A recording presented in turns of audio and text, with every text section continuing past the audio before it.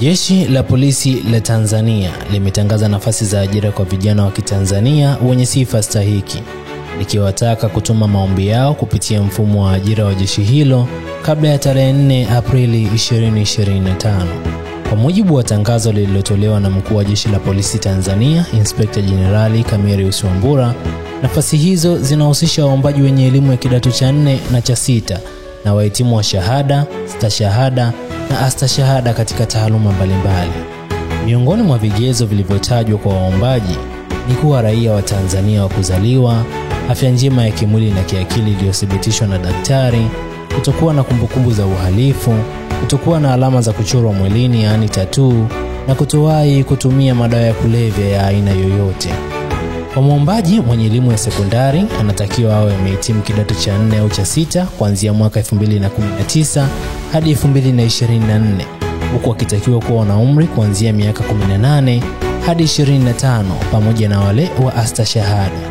Kwa mwombaji wa kidato cha 4 anatakiwa kuwa na ufaulu wa daraja la kwanza mpaka la 4, huku mwombaji mwenye ufaulu wa daraja la 4 akitakiwa kuwa na ufaulu wa alama 26 hadi 28.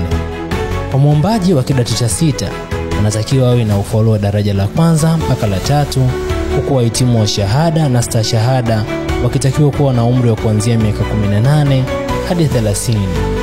Waombaji wote wanatakiwa kuwa na urefu usiopungua futi 5 na inchi 8 kwa upande wa wanaume na futi 5 na inchi 4 kwa wanawake.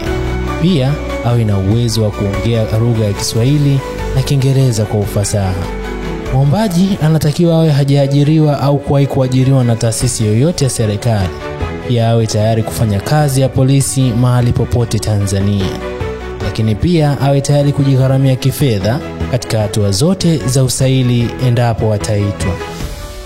Kwa upande wa wahitimu wa shahada, nafasi za ajira zinazopatikana ni pamoja na taaluma ya uhandisi bahari, tehama, sheria, uchumi na uhandisi wa ndege.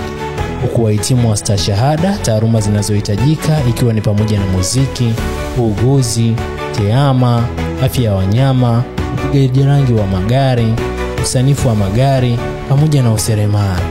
Waombaji wote wanatakiwa wafanye maombi yao kupitia kwenye mfumo wa ajira wa Jeshi la Polisi kwa njia ya mtandao kupitia tovuti ya www.ajira.tpf.go.tz, huku nyaraka muhimu kama barua ya maombi, nakala za vyeti vilivyothibitishwa, cheti cha kuzaliwa na kitambulisho cha taifa vikiambatanishwa.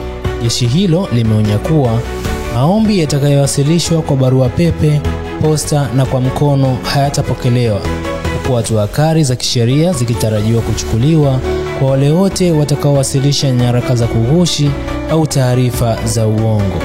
Hata hivyo, jeshi hilo halijabainisha idadi ya nafasi za ajira zilizotolewa kwa vijana wa Kitanzania.